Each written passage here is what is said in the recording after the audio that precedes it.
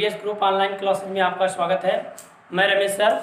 आज आप लोग को कक्षा 11 विषय रसायन विज्ञान पार्ट 3 आपका आज नया चैप्टर शुरू होगा, जो पार्ट 3 है, जिसका नाम है तत्वों का वर्गीकरण एवं गुणधर्मों में आवर्तिता। तत्वों का वर्गीकरण एवं गुणधर्मों में आवर्तिता। तो तत्वों का वर्गीकरण क्यों किया गया, इनके क्या गुणधर्म हैं, तो इन सब के बारे में आज अध्ययन करेंगे हम। तो पहली हेडिंग क्या है, वर्गीकरण की आवश्यकता। इन तत्वों का जो वर्गीकरण हुआ उसको क्यों आवश्यक है वर्गीकरण करना, क्योंकि आप जानते हो तत्वों के जो भौतिक व रासायनिक गुण हैं इनको अलग अलग अध्ययन करना एक कठिन कार्य था, इसलिए तत्वों का वर्गीकरण किया गया, जिससे क्या हो कि तत्वों का अध्ययन आसानी से हो सके। और वर्गीकरण के नियम, वर्गीकरण के कुछ नियम भी दिए गए हैं, यानी वर्गीकरण के निम्न नियम हैं, जैसे कि आपका डोबेराइनर का त्रिक नियम है, न्यूलैंड का अष्टक नियम है। तो उन्होंने अपने नियम में क्या क्या बताया है, जैसे डोबेराइनर का जो त्रिक नियम है उन्होंने क्या बताया है कि इस नियम में क्या हो सकता है, तो उसके बारे में आपको हम आज बताएंगे। तो देखिए, सबसे पहले ये जान लेते हैं वर्गीकरण की आवश्यकता। तो तत्वों के भौतिक व रासायनिक, तत्वों के भौतिक व रासायनिक गुणों को अलग अलग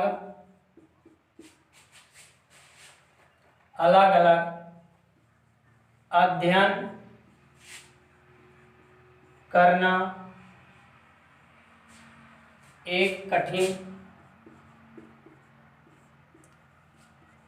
कार्य था, इसलिए तत्वों का वर्गीकरण किया गया, जिसमें कि उनका अध्ययन आसानी से किया जा सके। वर्गीकरण के नियम, वर्गीकरण के नियम। तत्वों के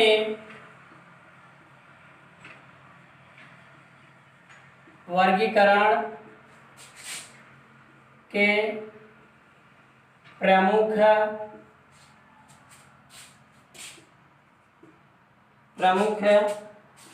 नियम निम्न हैं।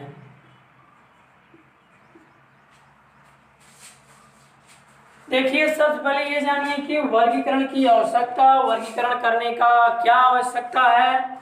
तो तत्वों के भौतिक व रासायनिक गुणों को अलग अलग अध्ययन करना एक कठिन कार्य था, इसलिए तत्वों का वर्गीकरण किया गया, जिसमें कि उनका अध्ययन आसानी से किया जा सके। वर्गीकरण के नियम, तो तत्वों के वर्गीकरण के प्रमुख नियम निम्न हैं।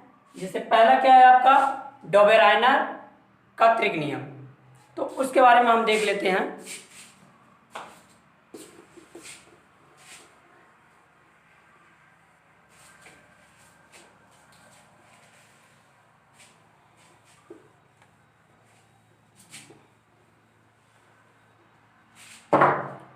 पहला नियम डोबेराइनर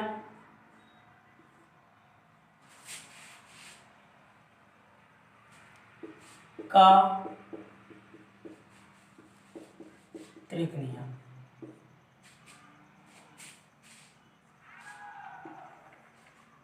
देखिए डोबेराइनर ने इस नियम में क्या बताया है, तो सबसे पहले हम देख लेते हैं पहला जो है डोबेनाइनर ने बताया है कि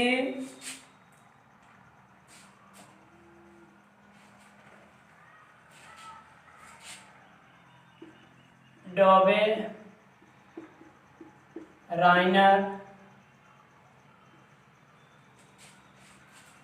ने अपना नियम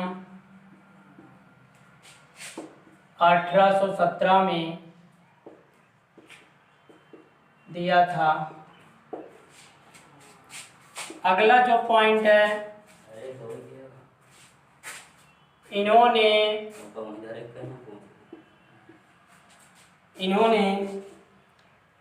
अपना नियम परमाणु भार या परमाणु द्रव्यमान के आधार पर दिया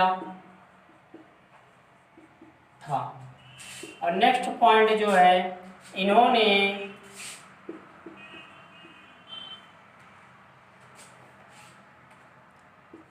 परमाणु द्रव्यमान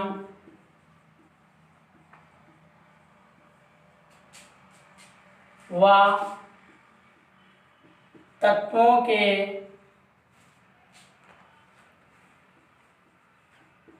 गुणों में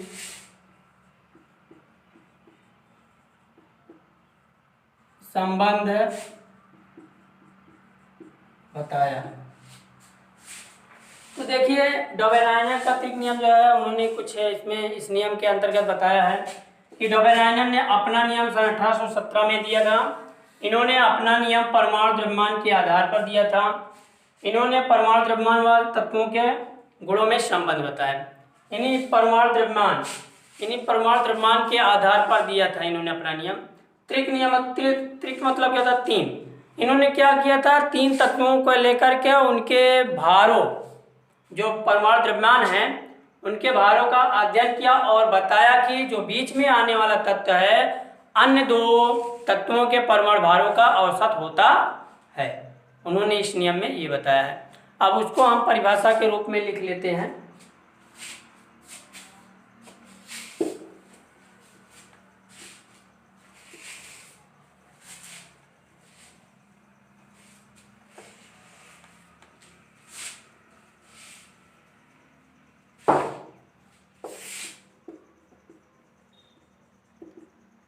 परिभाषा के रूप में देखिए,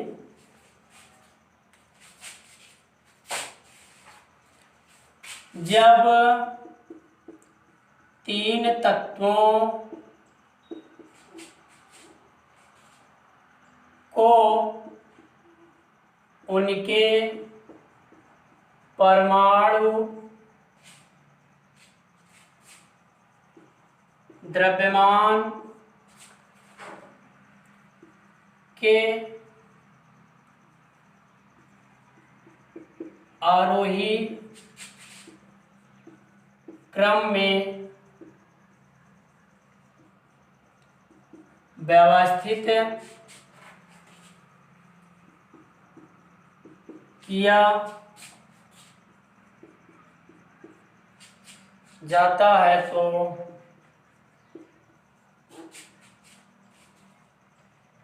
बीच में आने वाले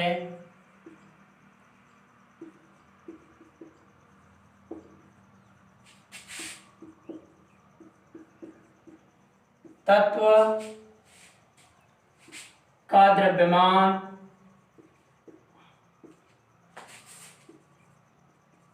अन्य दो तत्वों के द्रव्यमान का औसत